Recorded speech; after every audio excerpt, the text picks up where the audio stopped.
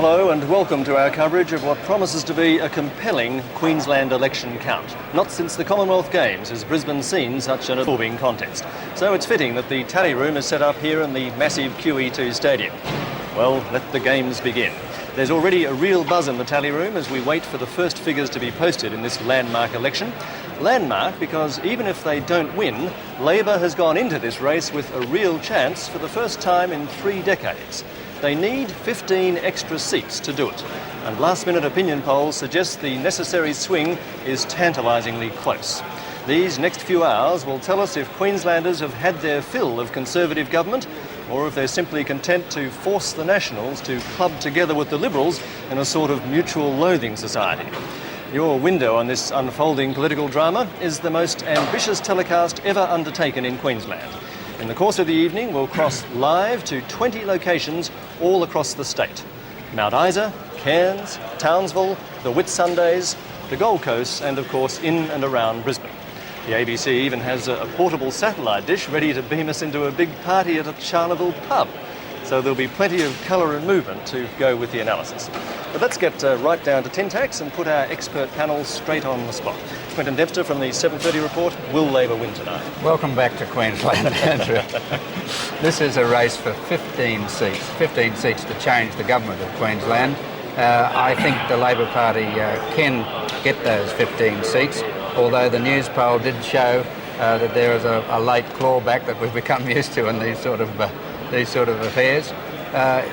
We will see some very big swings tonight. The question is, will they be in the right seats? Professor Peter Colbrake, notwithstanding who wins tonight, you've always been saying that the Liberals are going to come a poll third. Still hold to that? Yes, I think the Liberals will come third. They currently have 11 seats in the Parliament, and apart from the seat of Mount Isa, the Liberals don't have a presence throughout the remainder of the state. So I think that's a reasonable assessment. Well, John Moore, State Liberal Party President, and of course Federal Opposition frontbencher. Is the Professor wrong? No, I think what we're looking at is an election in which Labor, if they don't win it, there'll be something wrong. They've had everything going for them in this election. They've had the issue, they've run a good campaign, and if they can't win in this election, they'll never win any election. Do you think they will win though? I don't think, I'm not going to forecast that straight off the cards, but I think they've polled well today. There's no doubt about that. But they've had everything going for them. All the newspapers. They've had an uncritical assessment of Goss as a leader, and I'm astonished if they don't do well. Well, that gives you every ground to feel confident if John Moore's right. Tom Burns is a former leader of the party and now deputy to Wayne Goss, of course. Are you confident? Do you dare to be confident? Yes, I'm confident. When John Moore and every other tipster in the town says that we'll win 12 or 13 seats and go very, very close, for us to win 12 or 13 seats, it's a landslide today, but we've got to go from 13 to 42 and then on to 45. If we can win 12, why can't we win 15? Why can't we win 18 or more? The seats are there, the swing's substantial to us in the city, or it has been in the polls, and we'll have to tell whether it is at the polling booth today, and the far north, and now even in the country areas, and a lot of National Party people are saying they're going to vote for us for the first time. Well, Mike Evans is a former Country Party State Secretary, or National Party State Secretary. Do you concede Labor a chance tonight? Yes, I've had a little bet today, won a little bit on the races by having an each-way bet, and I'm either swinging between a hung parliament and a Labor landslide. I might add, this is the first election, isn't it, since 1972, that a fellow called Joe Bajelki-Peterson has not been in the contest. I think that's really a factor which a lot of people have forgotten about in reality. I'm sure his ghost is with us tonight nonetheless, Mike Evans. And now throughout the night, of course, we should be able to bring you the latest figures well before they're posted on the tally room board behind me here. Our resident party heavies have a bank of phones, of course, to keep them in constant touch with their scrutineers on the spot in crucial booths in key seats. As well as being half an hour ahead of the official count, the party watchdogs will know just where those all-important preferences are going. To complete our intelligence, reporters Greg Turnbull and Cole Wotherspoon are down on the tally room floor to keep tabs on the campaign directors, just in case they know something we don't. So it's the scrutineers who will be first with the figures. Then, as the official count is being posted here in the tally room, it's being fed straight into the ABC computer, which is programmed to instantly reproduce the information in easy-to-understand graphic form. I'm glad to say the figures are coming through, as I said a moment ago, a little quicker than they did last Saturday in the South Australian poll. At one stage down in Adelaide, I thought I'd mixed up these two elections when some rather crestfallen Liberals began muttering about a gerrymander. South Australia actually has a permanent electoral commission, a bit like the one urged on this state by Fitzgerald, to review boundaries automatically and independently. Well, as for the Queensland gerrymander, well, the Nationals prefer to talk about the zonal system. As Quentin Dempster explains, though, whatever you call it, the effect is the same. The trick with a good gerrymander is to turn familiar geography like this inside out to reveal a map of political expediency. The engine room of this gerrymander is to divide the state into 4 zones: the southeastern zone, the western and far northern zone, the provincial city zone and the country zone. In the southeastern zone, the average number of voters is 21,100. In the western far north, there are 10,100. To get more personal, in Labor leader Wayne Goss's seat of Logan, there are 29,199 voters, while in National Party leader Russell Cooper's seat of Roma, there are 8,220 voters. But the true art and creativity of the Queensland gerrymander lies in the provincial cities, where the average number of voters is 21,000, whereas in the country zone it is just 14,500. This means your vote is worth much more a mile out of town than it is in town. That's creative, but the art comes in the way the boundaries have been drawn. The best example of this is the Aboriginal community of Wudjil Wudjil. It's the small island within the electorate of Barron River. Trouble is, Wudjil Wudjil always votes Labor, so it's been put in the safe Labor seat of Cook next door. The reasons for it don't concern me as an electoral commissioner. All I know is that I don't count the numbers in this electorate. I count them in this zone. I count them in that zone. Saying that, there's going to be criticism from this point on, though, that the gerrymander situation that is often talked about still exists. Yeah, but look, as far as I'm concerned, I follow the Act. The criticism can rage on as much as it likes. It doesn't alter one iota the commission I have. My commission is under the Act, and as far as law is concerned, I'm stopping with it. The Nationals were prepared to leave nothing to chance. The law they put into place could only have one result. It has everything to do with staying in power. One senior National brought this home to me when he remarked that to assume the arrangements were based on the notion of fairness was to miss the point. The idea was to stay in office indefinitely. Well, the big question is, can the Labor Party get over that electoral hurdle posed by the gerrymander? Lots of interested spectators here tonight as the figures are rattling up on the board behind us. Some very interested spectators indeed, in fact quite interesting spectators. I've just noticed that Micah Hearn, for example, who is not disinterested, I'm sure, in the outcome of tonight's election, has wandered into the tally room and he's taken his place up there amongst the audience. A few months ago, I suppose, he might have had a more honoured position in such a night. Well, we now welcome the rest of Australia to this Queensland election telecast, and the news is that the Labor Party is right on track to become the first Labor government in this state for something like 32 years. They've been that long out in the wilderness, but they're getting huge swings here tonight. Certainly in the southeast corner, particularly in Brisbane, where most of the seats are in Queensland, of course, they have so far managed to get a swing against the National Party of 19%, and towards the Labor Party of something like 13.5% here in the southeast corner. But looking at the statewide results, Peter Coldrake and Quentin Dempster are with me. Gentlemen? Well, I think we're looking at a change of government. As you indicated, it's just 20 past 7. We didn't think it would be this early before we could call it. But I think there's some concern about looking at the 12 seats, 13, 14, 15 seats that they need.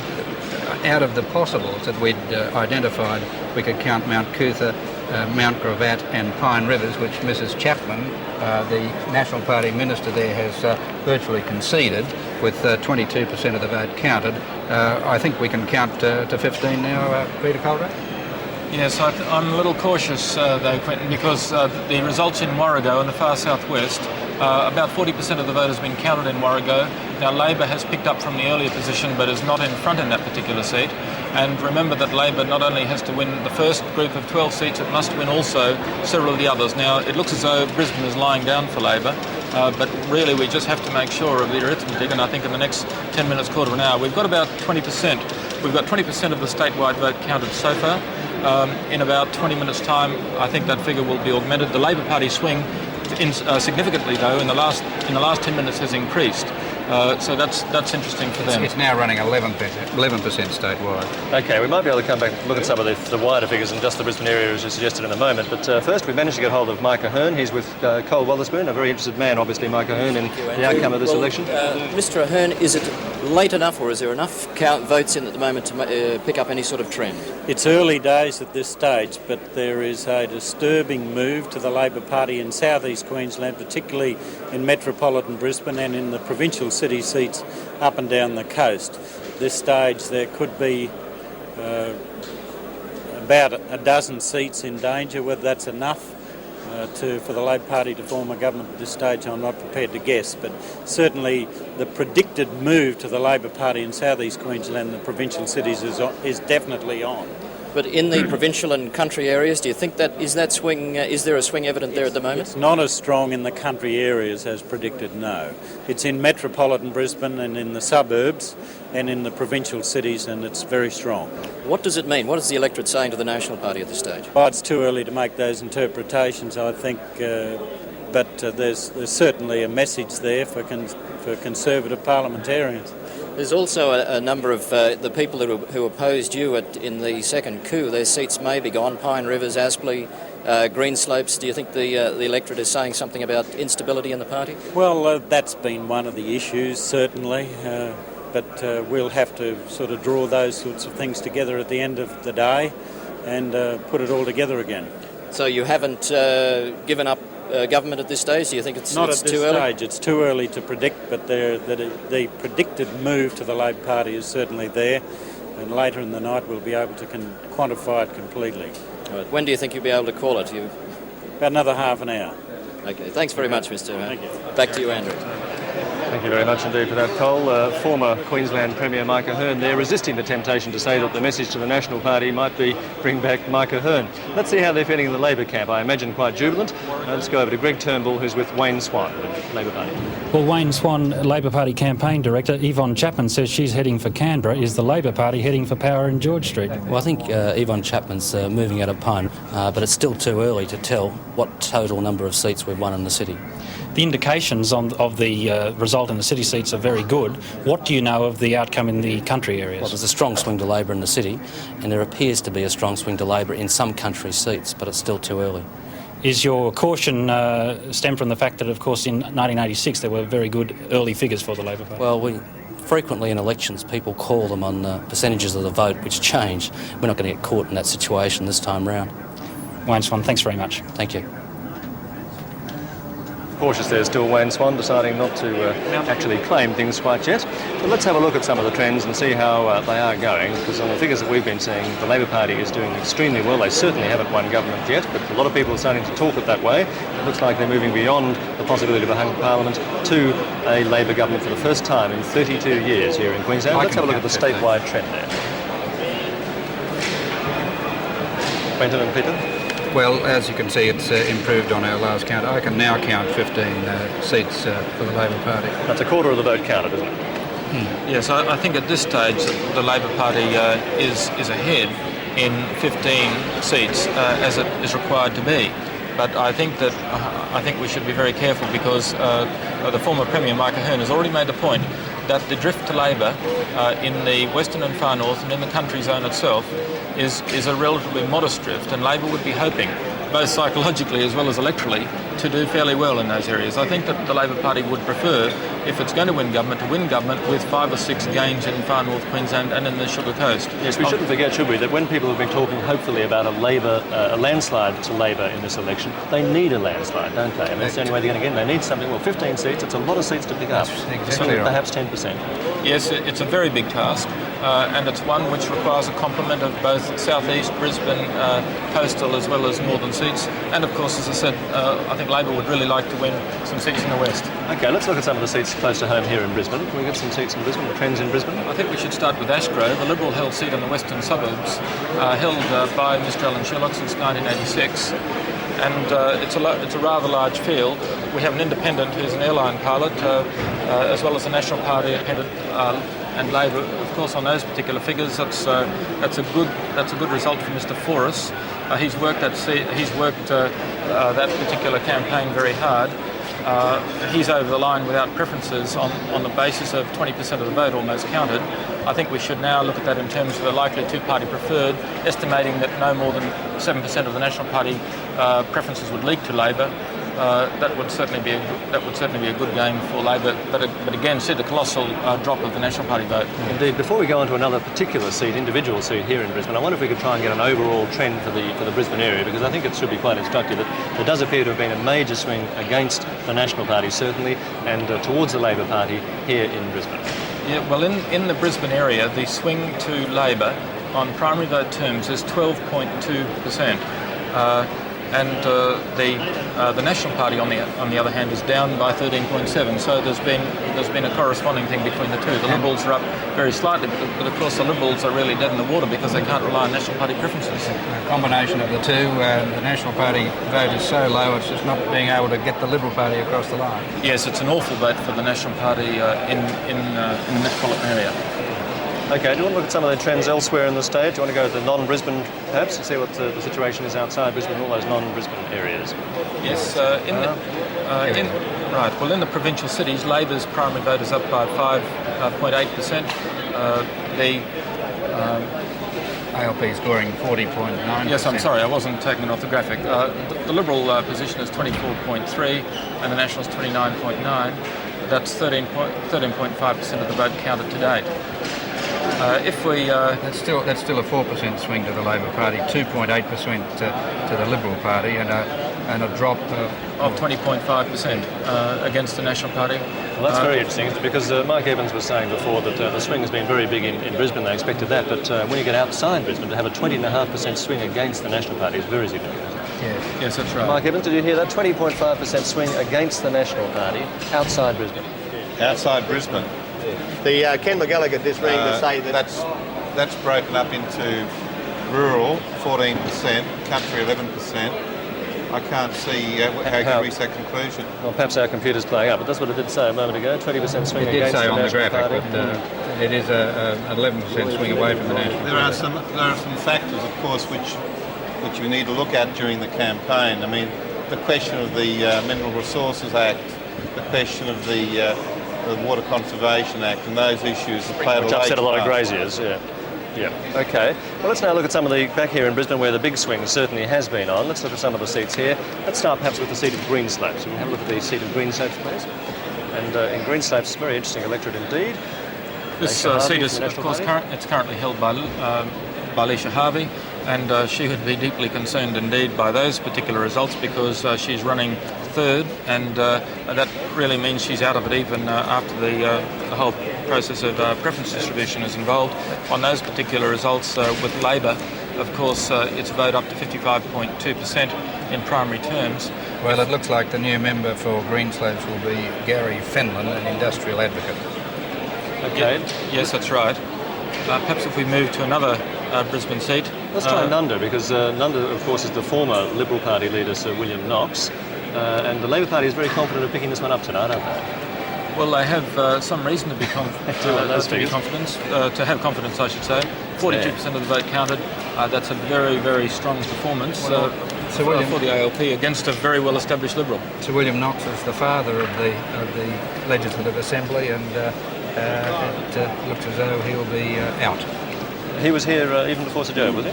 Around about that time, I think. Right. Sir Joe was senior to him at the time. Okay. Now to Stafford, another Brisbane seat. Can we have the figures up for Stafford, please?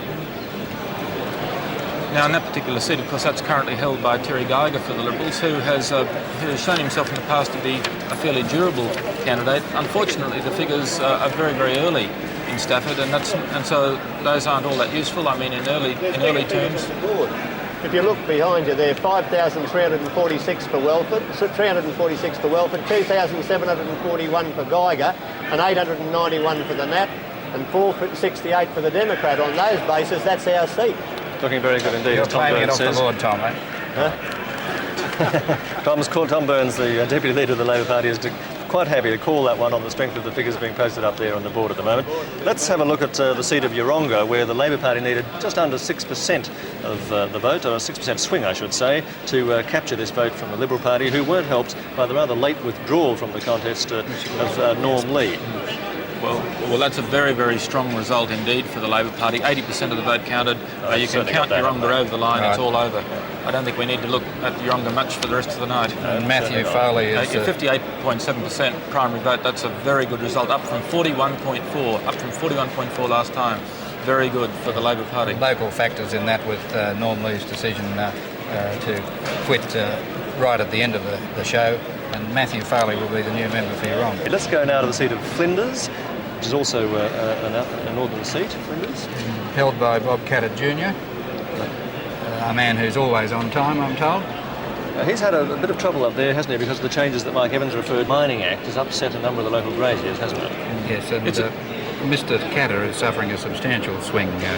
But on those figures, it's going to be desperately close. One has to be very careful about the seat of Flinders because it is a seat which extends, as we said earlier, from Charterstow's west to Cloncurry. It's understood that Mr Catter's strongest support will be in the area Pentland East to Charterstow's, whereas Noel Robertson, the Labor candidate, who's the Shire Chairman of Cloncurry, will certainly be the stronger candidate in the western part of that seat.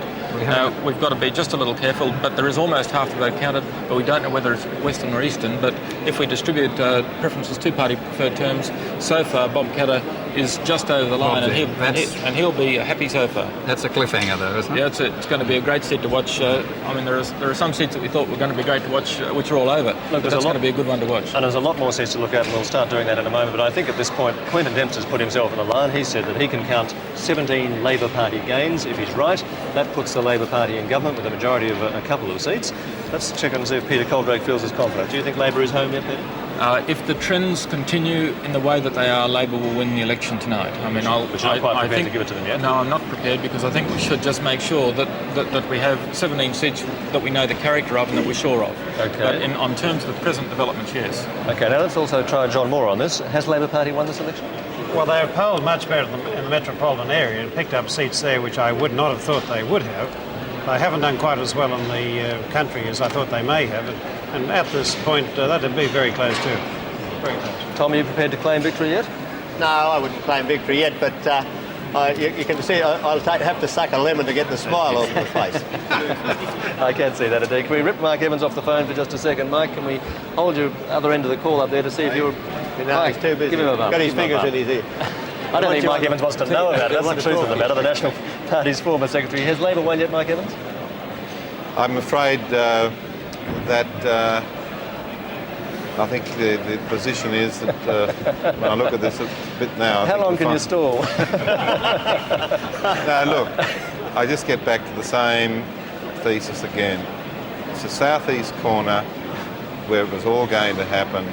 And what is happening is that we are seeing the electorate going back now to its traditional pre-1974 level.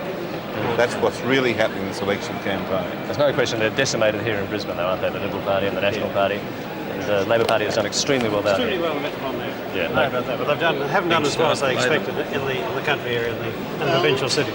There's seats like Barron Rivers, Mount Isa, Townsville, places like that are going very well for us. And, you know, those sort of seats, plus some of the seats like Pine Rivers, the outskirts seats. And you've got to look at Albert, for example, where the Liberals gave the preferences to us, you know. Yeah. That's the only seat where we get the preferences, and our fella's still leading first past the post. There are seats like that are wild cards in this election. There's still some wild cards there. Oh, there are some other wild cards we haven't got to. Yeah, that's right. We're just going around the marginals, trying to find the 15. Slipped back a bit there.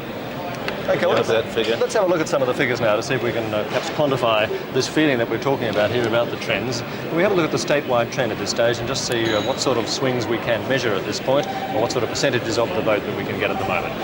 The statewide figures now. The Labor Party is polling nearly 53% of the vote, which is about the figure they need, isn't it? Yes. Well, 40% of the vote counted statewide, and the Labor Party's vote up 11.5 to 52.8.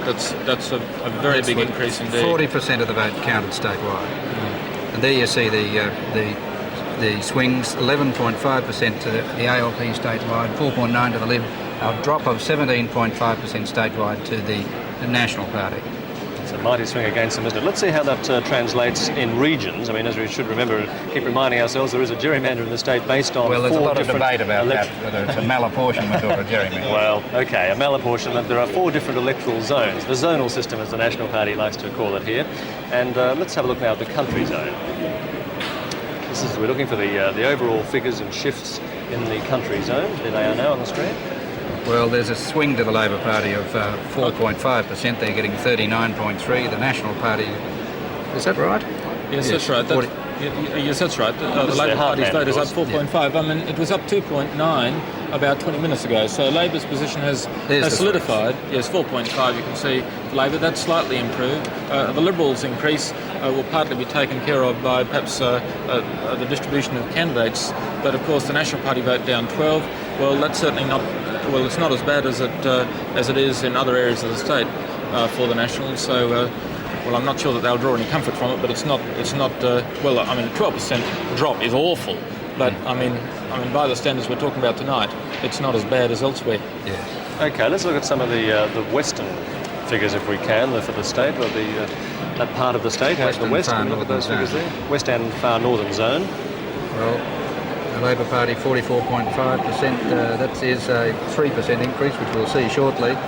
The National Party, that's quite a substantial drop in the National Party vote. It also should be said that in a number of seats, of course, the distribution of Liberal preferences will be all important to the outcome.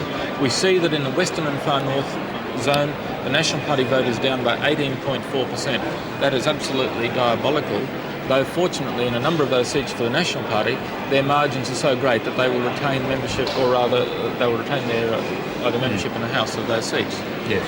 But it's still the case that particular graphic shows that Labor's vote increase in that area has still been modest. It's 3.6. It's a good increase, but it's not dramatic. We had Mark Evans' face on the screen there, looking intently at those figures. It looks very bad, doesn't it? Out in the western far northern zone, you can drop by 18%, Mark Evans. Yes, I think but you need to look at the actual seats. I mean, we look at Warrego still. I think Howard Hobbs is confident hanging on in Warrego, and I just had some figures through from Flinders. Don't wipe Bob Catter off yet. No, it's a cliffhanger, Mike. So there's a huge swing, but it's very uneven. Yes. And so you're looking at hanging on to some of those seats. I might just take Andrew to task there.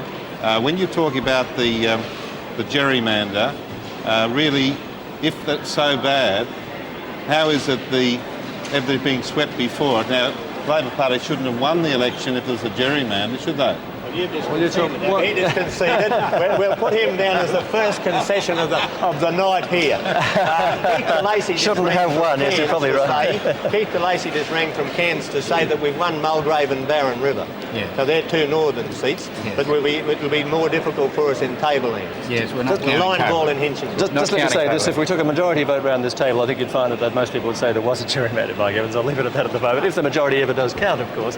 Let's now have a look at the provincial cities and see what the situation is there in the provincial cities. Labor Party again doing pretty well, 55.5%. This is a Labor Party stronghold in provincial cities, but they have increased their vote in the provincial cities, 55.5 now. The National Party is suffering the same substantial statewide loss that's demonstrated in the other zones. The Liberals have done all right for an increase of 5.7%. At the same time, they don't have a great presence in that area, and that is partly attributed to increased number of candidates. I'm not saying definitely all of it, but certainly some of it. Well, do you think that the National Party's been sort of booted out of by the voters to the back blocks? Well, the Nationals have just been, so far, have been given a hiding. I mean, it shows that over the years, it shows what we've known historically about Queensland, is that they do prefer notions of stable government, and they treat with contempt parties which are divided. I don't know how many times history has told us this. It told us that in '83. And on this occasion, if these particular trends continue... I must interrupt you there, because as you can see on our screen, we have Sparks, Sir Robert Sparks, coming into the tally room now, the first of the significant party figures to emerge in the tally room here tonight, and it'll be interesting to see if he's got anything to say yet. I doubt if he's about to make a concession, but he must be coming in feeling rather glum with the figures that we've just been showing on our screen. 18.5% swing against the National Party in the western and far northern zone, for example. I don't know if Sir Robert is going to be making his way to the podium up here to have a chat, or whether he's got specific engagement out here on the floor. Where's Sir Robert heading at this stage? We're only being able to pick up, like you, the pictures on the screen. I can't actually see him in the tally room here at the moment. He doesn't seem to be making any comment at this stage, Andrew. I think he's probably just wandering around feeling a little lost at the moment, Chris. Well, it is the end of the Sparks dynasty tonight. He's been the National Party president for some 20 years, and it was his judgment. I think the people of Queensland will remember that he decided to intervene and put his own party, his own position as president of the National Party on the line, unless the party room changed leaders from Ahern to Cooper. Yes, so, excuse me, we could expect him to resign, I suppose. Yeah, I think that's probably likely, actually. We're now going to cross to Bill Gunn, the Deputy Premier, perennial Deputy Premier here in Queensland. Bill Gunn. They're entitled to that. Are you conceding it? No. There's a lot of seats that we haven't...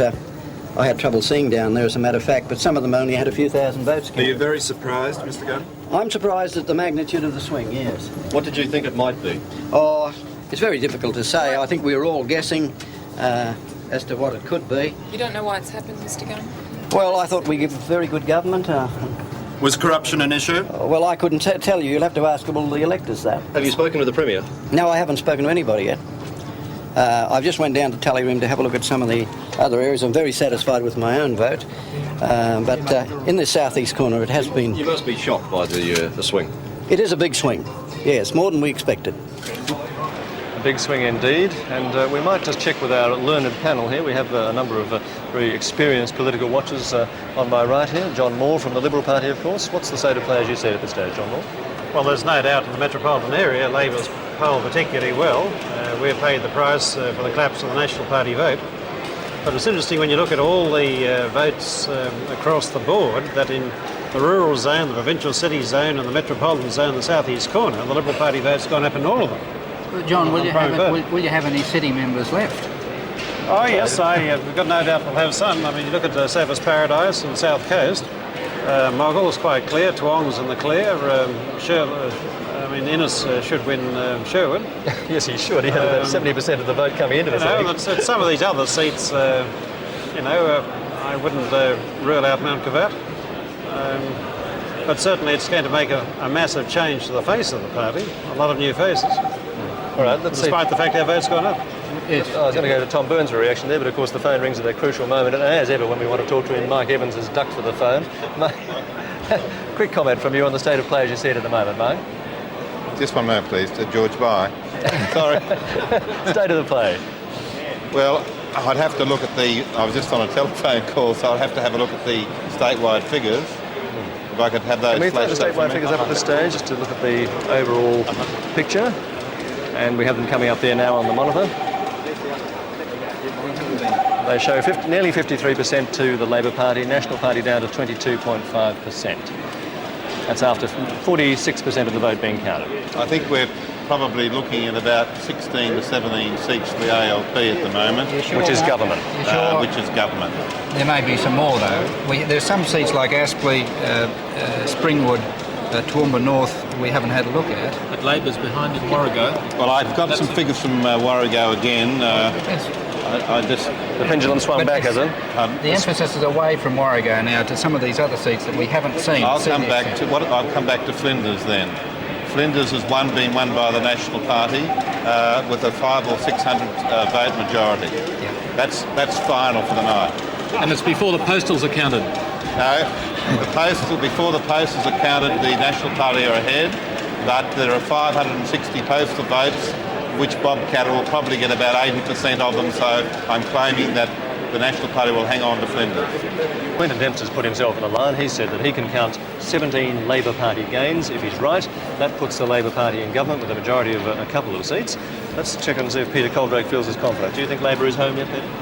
If the trends continue in the way that they are, Labor will win the election tonight. I mean, But you're not quite prepared to give it to them yet? No, I'm not prepared, because I think we should just make sure that we have 17 seats that we know the character of and that we're sure of. Okay. But on terms of the present developments, yes. Okay, now let's also try John Moore on this. Has Labor Party won this election? Well, they have polled much better in the metropolitan area and picked up seats there which I would not have thought they would have. They haven't done quite as well in the country as I thought they may have. And at this point, that'd be very close too. Very close. Tom, are you prepared to claim victory yet? No, I wouldn't claim victory yet, but You can see I'll have to suck a lemon to get the smile off my face. I can see that indeed. Can we rip Mike Evans off the phone for just a second? Mike, can we hold your other end of the call up there to see if you're... No, Mike, he's too busy. Give him a bump. Got his fingers in his ear. I don't think Mike Evans wants to know about it. That's the truth of the matter. The National Party's former secretary. Has Labor won yet, Mike Evans? I'm afraid that I think the position is that when I look at this a bit now... How long can you stall? No, look, I just get back to the same thesis again. It's the southeast corner where it was all going to happen. And what is happening is that we are seeing the electorate going back now to its traditional pre-1974 level. That's what's really happening in this election campaign. There's no question they're decimated here in Brisbane, though, aren't they? The Liberal Party and the National Party. And the Labor Party has done extremely well down here. Extremely well in Metropolitan area. Yeah, no about that. But they haven't done as well as they expected in the country area and the provincial cities. To have a quick cross now to Dr. John Heron, who's on the floor with Colwell's friend, John Heron from the Liberal Party, of course.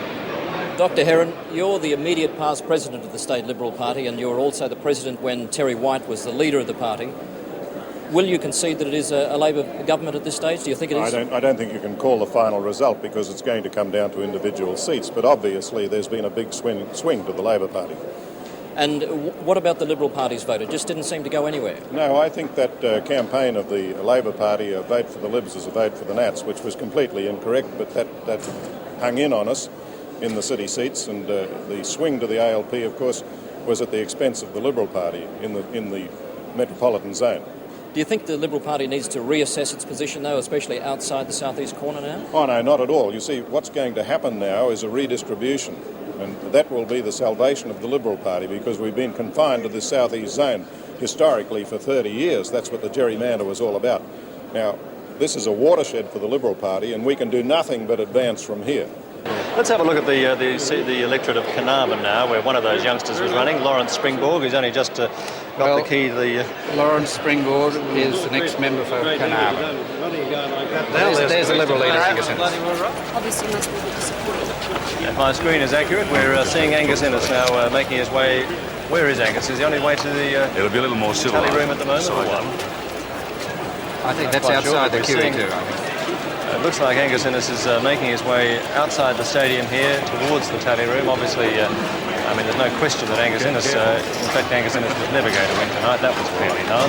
But hopefully, as he's making his way now into the QE2 stadium, we'll be able to hear what Angus has to say for himself. Clearly, what's the most suitable thing? We can actually hear Angus. We might just let it ride with that for a moment.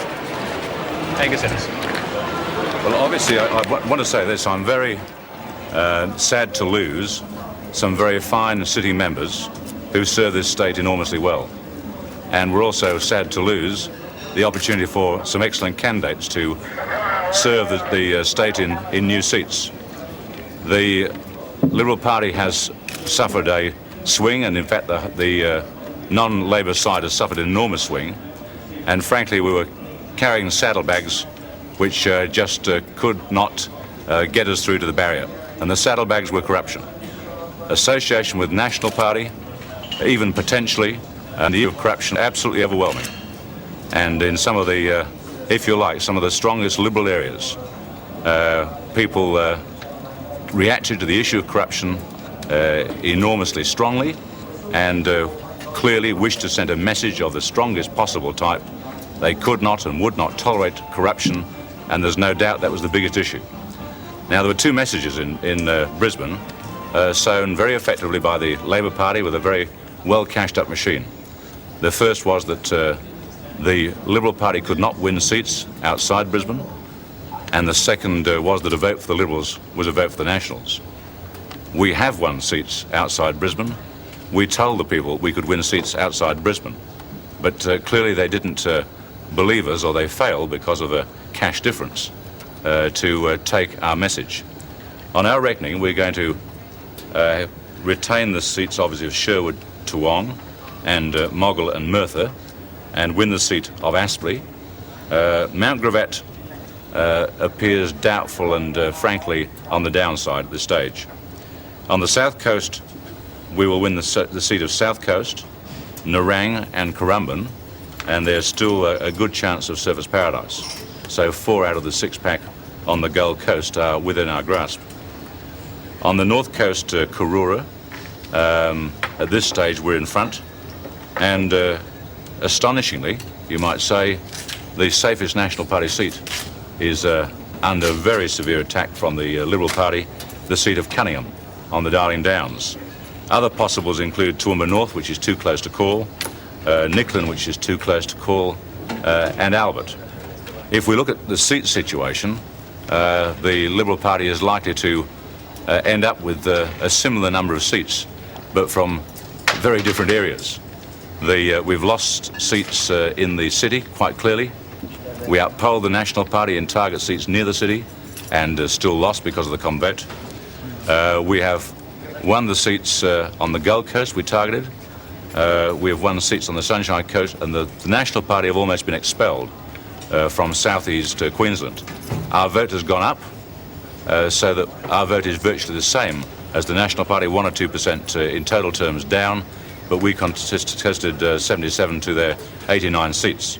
So following redistribution, which is clearly the commitment of the Labor Party, if we assume their EARC umbrella is a dodge, and the commitment of the Liberal Party, it's quite clear new elections will take place on new and fair boundaries, that the Liberal Party number of seats will start to reflect our vote, which puts us into the same situation in terms of strength as the National Party. Do you take any personal blame?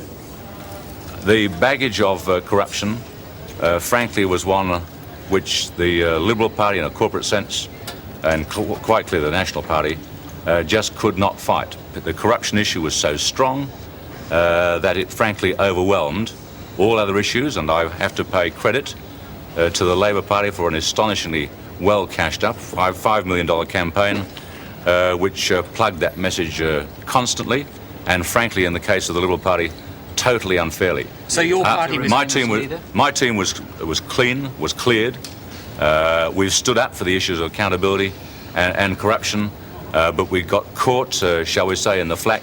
It was not seen that we could in our own right win, and therefore to exclude the possibility of the National Party being in control, there were many traditional Conservative voters who absolutely walked across the top of the Liberal Party to register the strongest possible vote. Wasn't that failure of leadership, Mr. Innes? Wasn't it your job to convince people? I don't believe any leader of the Liberal Party, taking the number of seats we started with and taking the total Queensland scenario plus gerrymander, could have fought, frankly, the issue of corruption. Not Sally Ann?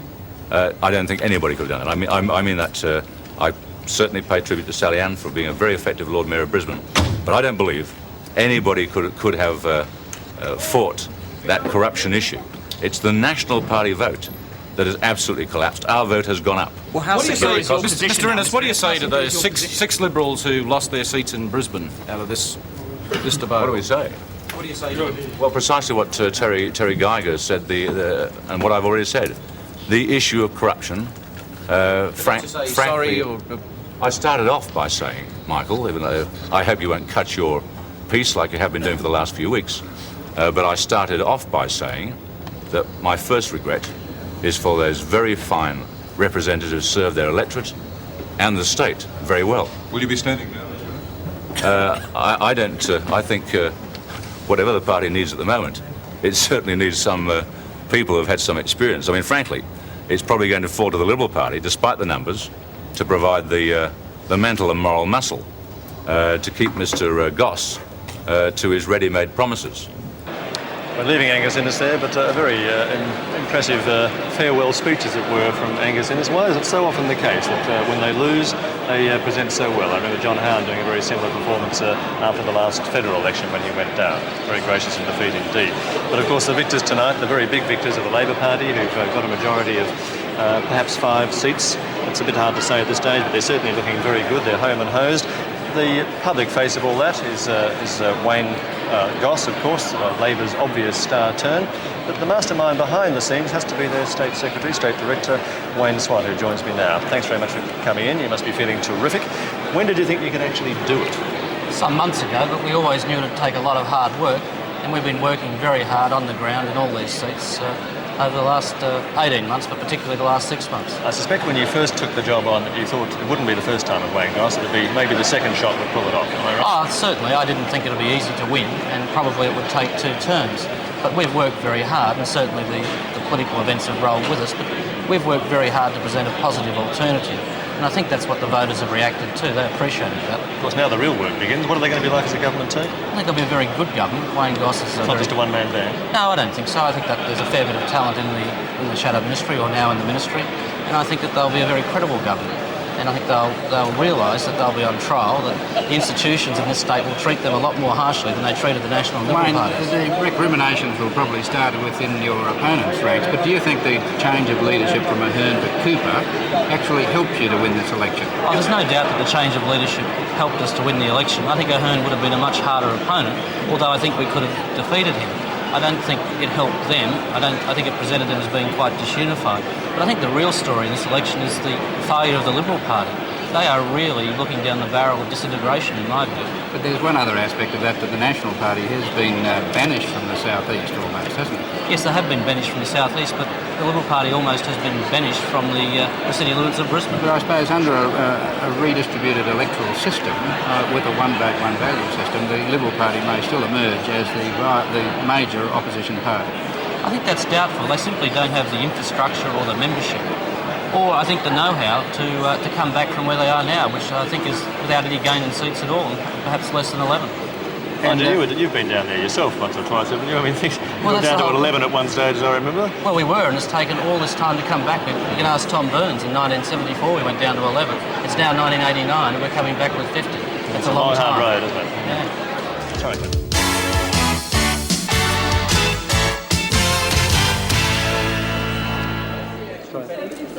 Now, what I would like to do is now regroup and charge our batteries again, which we will do, and leave a lot of those decisions to considerable thought by the members of the parties.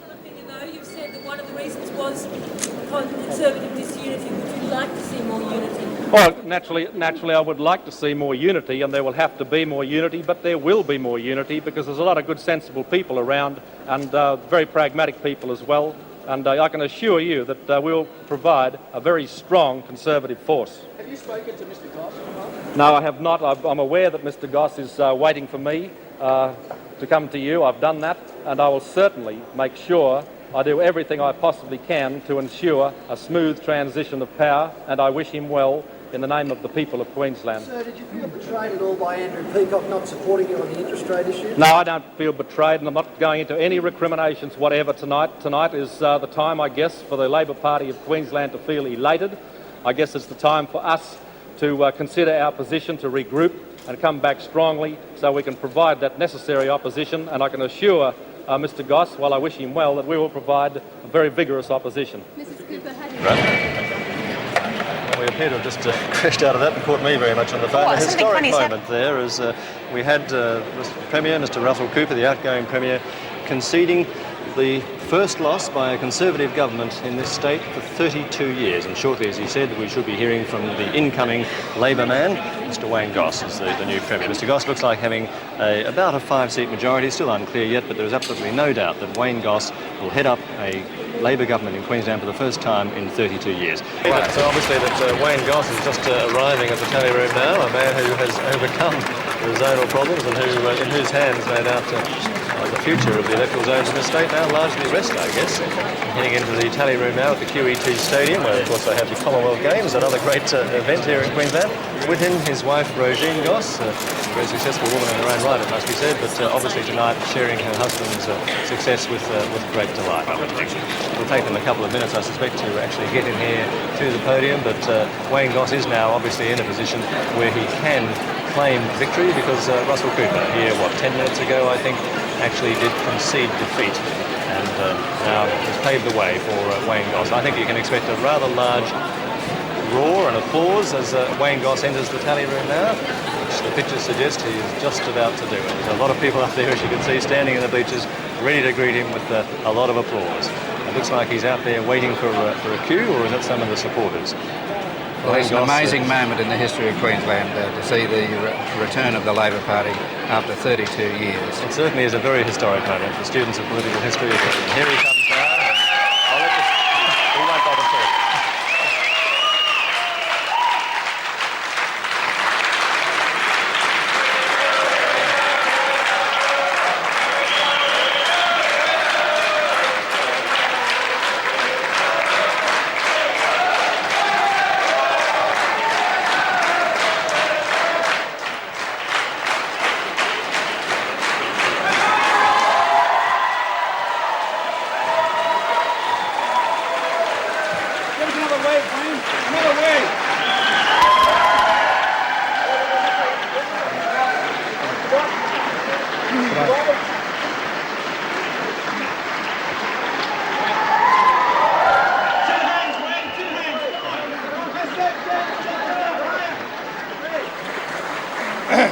Right.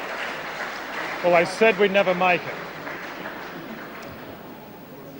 I'd just like to make a few comments.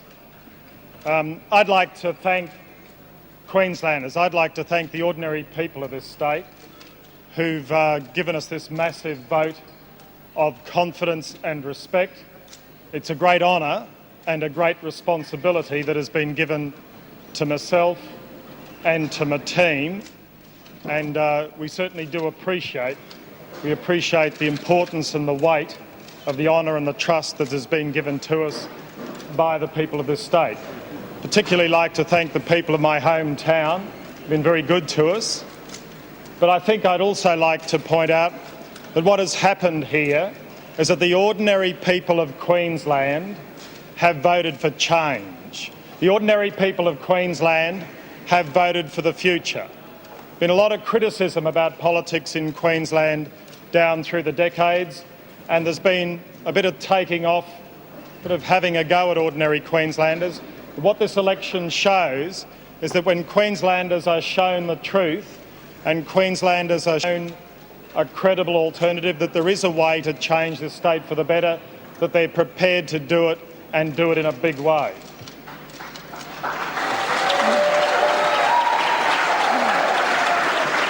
What Queenslanders have done, and what Queenslanders and people in Brisbane have done today is they've turned their back on the past, and this, December the 2nd, 1989, is the end of the Bjelke-Petersen era.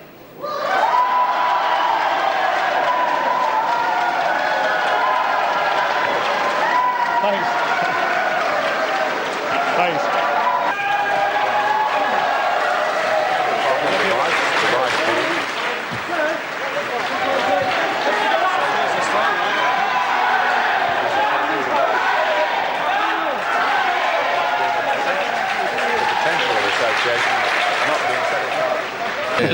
It might be useful if we look at perhaps a northern seat that Labor did gain, the seat of Barron River.